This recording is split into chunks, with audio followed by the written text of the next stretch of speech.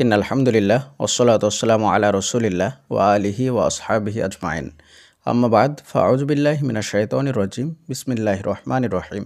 আজকে আমরা দোয়া কবুলের একটি সিক্রেট বিষয় নিয়ে আলোচনা করব। এই সিক্রেট বিষয়টা আর অন্য কোনো বিষয় নয়, এটি হচ্ছে ভালো কাজের ওসিলা দিয়ে দোয়া করা। আমরা সকলেই জানি দোয়া কবুলের ক্ষেত্রে শুধুমাত্র দোয়া করলেই যে দোয়া কবুল হয়ে যাবে বিষয়টা কিন্তু এমন নয়। যদিও অনেক ক্ষেত্রেই দোয়া করার সঙ্গে সঙ্গে দোয়া কবুল হয়ে যায়, কিন্তু কিছু কিছু ক্ষেত্রে বিষয়টা এমন হয় যে দোয়ার সঙ্গে আরও বেশ কিছু আমল করা লাগে। দোয়া কবুলের জন্যে একটি সিক্রেট অজানা আমল হলো ভালো কাজের ওসিলা দিয়ে দোয়া করা। জি হ্যাঁ, ভালো কাজের ওসিলা দিয়ে দোয়া করলে সেই দোয়া এত দ্রুত কবুল হয় যেটা আপনারা কখনো কল্পনা করতে পারবেন না।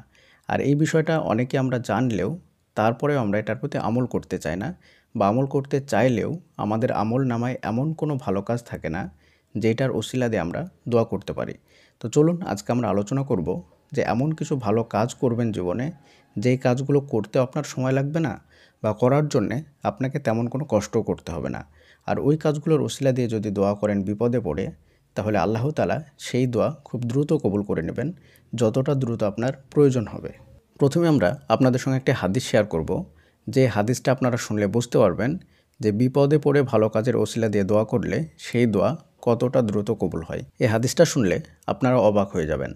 তারপরে আমরা আলোচনা করব এমন কিছু ভালো কাজ যেগুলো আপনি খুব সহজেই করতে পারবেন এবং বিপদে পড়ে সেই কাজের ওসিলা দিয়ে দোয়াও করতে পারবেন। তাহলে চলুন সেই হাদিসটা আমরা শুনে আসি। হাদিসের মধ্যে এসেছে, 3 জন বানি ইসরায়েলি যুবক একবার সফরে বের হয়েছিলেন। বানি ইসরায়েলি যুবক বলতে যিনারা বনি ইসরায়েল গোত্র থেকে এসেছেন, অর্থাৎ রাসূলুল্লাহ সাল্লাল্লাহু আলাইহি ওয়াসাল্লাম জন্মগ্রহণ করার আগের সময় যেটা ছিল সেই সময়, অর্থাৎ মুসা নবীর উম্মত যিনারা ছিলেন তিনাদেরকে বানি ইসরায়েল বলা হয়।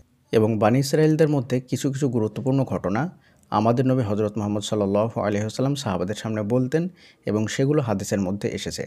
তো 3 জন বানি ইসরায়েলি যুবক একবার সফরে বের হন। সফরে বের হওয়ার পরে তিনারা রাস্তা চলতে শুরু করে দেন। চলতে চলতে যখন রাত্রি ঘনিয়ে আসে তখন তিনারা আশ্রয়ের জন্যে একটি গুহার মধ্যে আশ্রয় নেন। এমত অবস্থায় দুর্যোগের কারণে উপর থেকে একটা বড় পাথর এসে সেই গুহার মুখটা বন্ধ হয়ে যায়। এমন বিপদের সময় তিনাদের সামনে মৃত্যু ছাড়ার অন্য কোনো রাস্তা খোলা ছিল না। তিনারা শত চেষ্টা করেও সেখান থেকে বের হওয়ার মতো কোনো রাস্তা পেলেন না।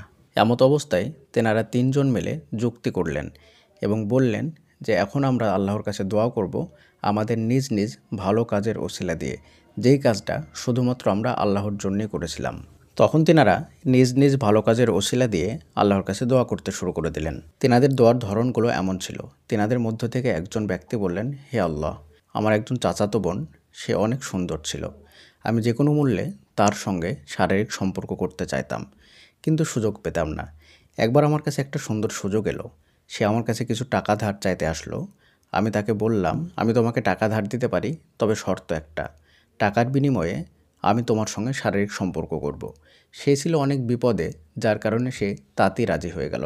আমি হাড় ভাঙা পরিশ্রম করে তার জন্যে টাকা জোগাড় করলাম।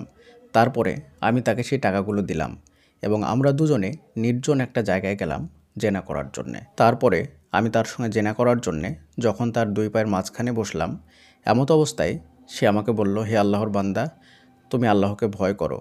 আমি একজন সতী সাবিত্রী কুমারী মহিলা, তুমি আমাকে নাপাক করো না। এই কথা শোনার সঙ্গে সঙ্গেই আমি সেখান থেকে উঠে চলে আসলাম। তারপরে আমি তার সঙ্গে আর কখনোই যোগাযোগ করিনি এবং যে দিরহামগুলো দিয়েছিলাম তাকে, সেগুলো আর কখনোই তার সঙ্গে আমি ফেরত চাইনি। হে আল্লাহ, একজন মানুষ একটা মহিলাকে যতটা না ভালোবাসে তার চাইতে আমি অধিক পরিমাণে আমার সেই চাচাতো বোনকে ভালোবাসতাম। আমি সুযোগ পাওয়া সত্ত্বেও তার সঙ্গে আমি জেনা করিনি শুধুমাত্র তোমার ভয়ে। আমি যদি এই কাজটা শুধুমাত্র তোমার ভয়ে করে থাকি, তাহলে আজকের এই কঠিন বিপদ থেকে তুমি আমাদেরকে রক্ষা করো। এইভাবে দোয়া করার সঙ্গে সঙ্গেই পাথরটা কিছুটা সরে গেল এবং তিনারা বাইরের আলো দেখতে পেলেন।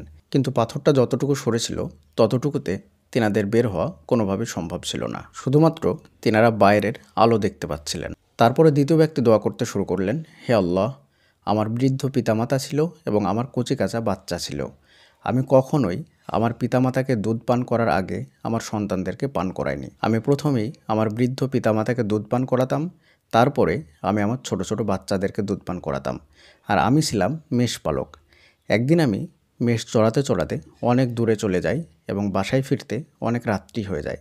রাত্রিবেলায় যখন আমি বাসায় ফিরলাম তখন দেখলাম যে আমার বৃদ্ধ পিতামাতা তেনারা ঘুমিয়ে পড়েছেন, আর ছোট ছোট বাচ্চাগুলো তারা কান্নাকাটি করছে ক্ষুধার যন্ত্রণায়। কিন্তু যেহেতু আমি আমার পিতামাতাকে আগে দুধ পান করাতাম, যার কারণে আমি মেষ থেকে দুধ দহন করে নিয়ে আসলাম। আসার পরে আমার বৃদ্ধ পিতামাতার মাথার কাছে দাঁড়িয়ে গেলাম, কারণ তিনারা কখন ঘুম থেকে উঠবেন এবং তেনাদের ক্ষুধার জন্য কষ্ট হবে, যার কারণে আমি মাথার কাছে দাঁড়িয়ে থাকলাম। আর আমার ছোট ছোট বাচ্চা কাচ্চাগুলো তারা আমার পায়ের কাছে ক্ষুধার যন্ত্রণায় ছটফট করছিল। তারপরেও আমি তাদেরকে দুধ পান করাইনি। এইভাবে দাঁড়িয়ে থাকতে থাকতে আমার বাচ্চাগুলো এক পর্যায়ে তারা ক্লান্ত হয়ে ঘুমিয়ে পড়ল। কিন্তু সারা রাত্রির মধ্যে কখনোই আমার বৃদ্ধ পিতামাতা ঘুম থেকে জেগে ওঠেনি, আর আমিও তিনাদেরকে ঘুম থেকে জাগানোর চেষ্টা করিনি, কারণ তিনারা কষ্ট পাবেন বলে। যখন সকাল হলো তখন তিনারা ঘুম থেকে জেগে উঠলেন। তারপরে আমি তিনাদেরকে দুধ পান করালাম। তিনাদেরকে দুধ পান করানোর পরে তারপরে আমি আমার বাচ্চা কাচ্চাদেরকে দুধ পান করালাম। হে আল্লাহ, এই কাজটা আমি যদি শুধুমাত্র আপনার সন্তুষ্টির জন্য করে থাকি, তাহলে আজকের এই কঠিন বিপদ থেকে আপনি আমাদেরকে রক্ষা করুন। এইভাবে যখন দোয়া করা শেষ করলেন, তখন পাথরটা আর একটু সরে গেল। কিন্তু যতটুকু পাথরটা সরল ততটুকুতে সেখান থেকে বের হওয়া সম্ভব নয়। তারপরে তৃতীয় ব্যক্তি দোয়া করা শুরু করলেন, হে আল্লাহ, আমি একবার কাজের জন্যে একজন দিনমজুর রেখেছিলাম। সেই ব্যক্তি সারাদিন কাজ করলো, করার পরে সে তার মজুরি না নিয়েই চলে গেল। সে আর কখনোই তার মজুরি নিতে আসলো না। আমিও তাকে তার মজুরি দিতে পারলাম না। অনেক দিন হয়ে গেল। তারপর আমি সিদ্ধান্ত নিলাম তার সেই মজুরির টাকাটা আমি কাজে লাগাবো, এবং আমি সেই মতো তার টাকাটাকে কাজে লাগিয়ে দিলাম। এক পর্যায়ে তার সে টাকা বাড়তে বাড়তে অনেক সম্পদে পরিণত হলো। বহুকাল পরে সে আমার কাছে ফিরে আসলো। আসার পরে বলল, হে আল্লাহর বান্দা, আমার সেই মজুরি ফেরত দাও। তখন আমি তাকে বললাম, তুমি যে সম্পদগুলো দেখতে পাচ্ছ, এই ছাগল, এই গরু, এই ভেড়া, সবগুলোই তোমার। কিন্তু সে ভাবলো আমি তার সঙ্গে মশকরা করছি। সে পুনরায় আমাকে বলল, হে আল্লাহর বান্দা, আমার সঙ্গে ঠাট্টা মশকরা করবেন না, আমার সে মজুরিটা আপনি ফেরত দেন। আমি তাকে আশ্বস্ত করে পুনরায় বললাম, হে আল্লাহর বান্দা, সত্যি বলছি, যা কিছু তুমি দেখছো সেগুলো সব কিছুই তোমার। তখন সে সেই সম্পদগুলো সবগুলো নিয়ে চলে গেল, আমার জন্যে একটুকু রেখে যায়নি। আর তার কারণে আমি মনও খারাপ করিনি। হে আল্লাহ, এই কাজটা যদি শুধুমাত্র আপনার সন্তুষ্টির জন্য আমি করে থাকি, তাহলে আজকের এই কঠিন বিপদ থেকে আপনি আমাদেরকে রক্ষা করুন। তৃতীয় ব্যক্তি যখনই এইভাবে দোয়া করা শেষ করলেন, তখনই সেই গুহার মুখ থেকে পাথরটা পরিপূর্ণভাবে সরে গেল এবং তিনারা সেখান থেকে সম্পূর্ণ নিরাপদে বের হয়ে চলে আসলেন। প্রিয়দিনী ভাই এবং বোনেরা, এটা কোনো বানানো গল্প কিচ্ছা কাহিনী নয়। এটা হচ্ছে সহিহ হাদিসে বর্ণিত বানী ইসরাইল একটি ঘটনা, যেটা বাস্তব এবং সম্পূর্ণ সত্য ঘটনা। আমার মনে হয় না আপনার জীবনে বা পৃথিবীতে কোনো মানুষের জীবনে এই ধরনের কোনো বিপদের সম্মুখীন হন তিনি। পৃথিবীতে কোনো মানুষ এমন নেই যে এই ধরনের বিপদের সম্মুখীন হয়েছেন। এর চাইতে কঠিন বিপদ আর হতেই পারে না। এমনকি পৃথিবীতে কোনো মানুষ জানতেন না যে তিনারা গুহার মধ্যে আটকা পড়ে আছেন। বর্তমান সময়ে তো আমরা দেখতে পারি কখনো টানেলের মধ্যে বা কখনো কোনো গুহায় আটকা পড়ে গেলে তিনাদের জন্য অনেক প্রযুক্তি ব্যবহার করে তিনাদেরকে বের করা হয়। কিন্তু সেই সময় বাইরের মানুষরা যদি জানতেও পারতেন তিনারা গুহার মধ্যে আটকা পড়েছেন, তারপরেও তেমন কোনো প্রযুক্তি ছিল না তিনাদেরকে সেখান থেকে বের করে নিয়ে আসতেন। এমন কঠিন পরিস্থিতি থেকে আল্লাহ সুবহানাহু ওয়া তাআলা শুধুমাত্র তিনাদেরকে বের করেছেন তিনাদের ভালো কাজের ওসিলা দিয়ে দোয়া করার কারণে।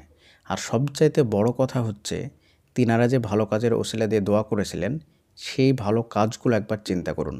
ওই তিনটে পরিস্থিতির সামনে নিজেকে একবার কল্পনা করুন। আমার মনে হয় না যে আপনি সেই সময় ঈমান ধরে রাখতে পারতেন। প্রথমটা কল্পনা করুন তো, যাকে আপনি খুব ভালোবাসেন, যাকে আপনি খুব করে চান, সেই ব্যক্তিকে যদি আপনি জীবনে কখনো এমন সুযোগ পান, তারপরে তাকে ছেড়ে দেবেন। জেনা করার জন্য কাপড় খুলে ফেলেছে, তারপরে শুধুমাত্র একটা কথার কারণে সেখান থেকে উঠে চলে এসেছে। আর আপনার আমার কি পরিস্থিতি বলুন তো? এমন পরিস্থিতি তো আমি ছেড়েই দিলাম। আমরা যদি একটা কিস করার সুযোগ পাই, তারপরে সেটাকে হাতছাড়া করি না। আমরা যদি একবার তার শরীরে টাচ করার সুযোগ পাই, তারপরে আমরা সেটা হাতছাড়া করি না। আমাদের ঈমান এই লেভেলের, জেনা করা তো দূরের কথা। আমরা সব কিছু করি, করার পরে যখন আমরা ধোঁকা খাই, তখন আমরা আল্লাহর কাছে ফিরে আসি এবং মায়া কান্না করি আর আল্লাহকে বলি যে, আল্লাহ তুমি আমাদেরকে মুক্তি দাও। কিন্তু আপনাকে বিপদে পড়ার আগে, খারাপ পরিস্থিতিতে পড়ার আগে ভালো অবস্থায় এমন কোনো কাজ করে রাখতে হবে, যেটা কখনো বিপদে পড়লে বা খারাপ পরিস্থিতিতে পড়লে সেই সময় সেই ভালো কাজটার ওসিলা দিয়ে আল্লাহর কাছে দোয়া করে উদ্ধার পেতে পারেন। দ্বিতীয় ব্যক্তির জায়গায় নিজেকে কল্পনা করুন। আমরা হলে কি করতাম? আমাদের বিয়ের পরে বউ বাচ্চার কথা তো ছেড়েই দিলাম, আমরা শ্বশুর শাশুড়ির সঙ্গে যে ব্যবহারটা করি, তার কিঞ্চিত পরিমাণ ব্যবহার যদি আমরা আমাদের বাবা মার সঙ্গে করতাম, তাহলেই তো কত হয়ে যেত। কিন্তু আমরা কি করি, বউ বাচ্চাকে সুখে রাখার জন্যে গ্রাম ছেড়ে, গ্রামের মধ্যে মা বাবাকে রেখে আমরা শহরে গিয়ে ফ্ল্যাট নিয়ে সেখানে তাদের সঙ্গে বসবাস করি, আর বাবা মার খোঁজটুকু নেওয়ারও সময় পাই না। আমরা কাজের দোহাই দিয়ে এক এক করে বাবা মা, ভাই বোন, আত্মীয় স্বজন সবাইকে পর করে দেই। তারপরেও আমাদের কত আশা যে আমরা হাত তোলার সঙ্গে সঙ্গেই আল্লাহ তাআলা যেন আমাদের দোয়াটাকে কবুল করে নেয়।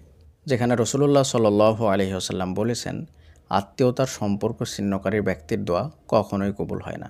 সুবহানাল্লাহ।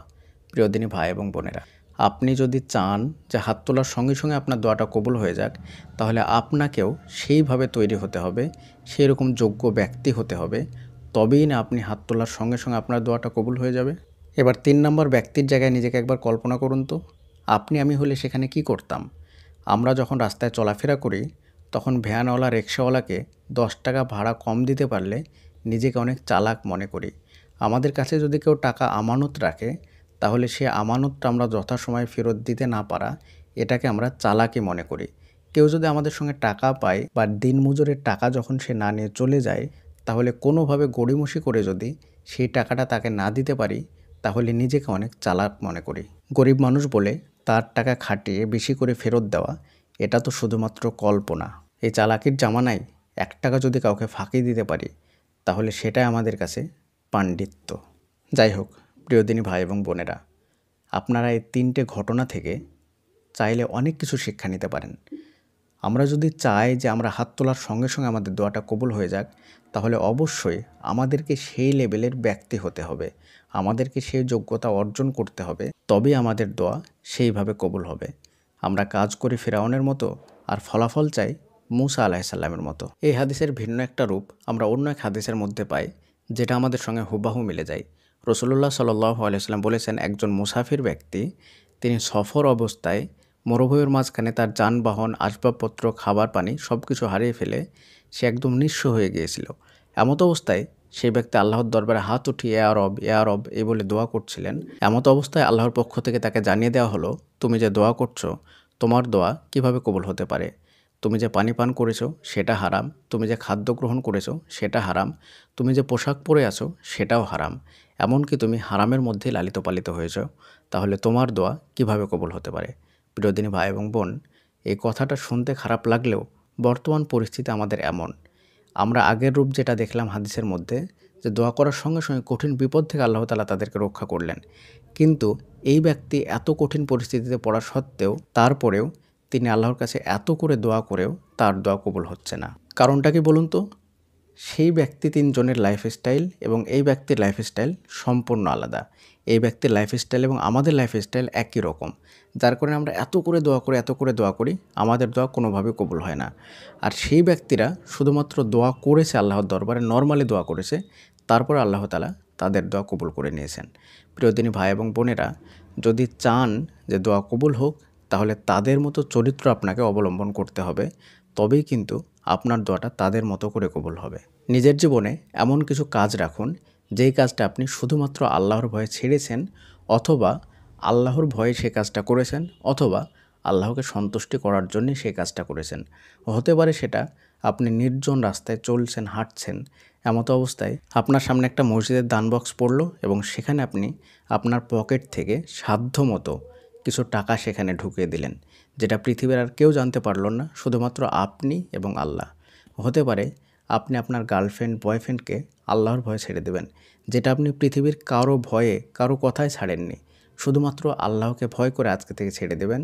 দেখবেন আল্লাহ তাআলা আপনাকেও মুস্তাজাব দাওয়া বানিয়ে দেবেন। অথবা এমন একটা কাজ, যেই কাজটা আপনি কখনোই করতেন না, বা আপনার কাছে করার মতো পর্যাপ্ত সময় নেই, বা আপনার কাছে করার মতো পর্যাপ্ত সুযোগও নেই, তারপরেও আপনি শত কষ্ট করে হলেও শুধুমাত্র আল্লাহকে ভয় করে বা আল্লাহর সন্তুষ্টির জন্যে বা আল্লাহকে দেখানোর জন্যে সেই কাজটা করে রাখছেন, যেটা পৃথিবীর আর কেউ জানবে না বা জানছে না।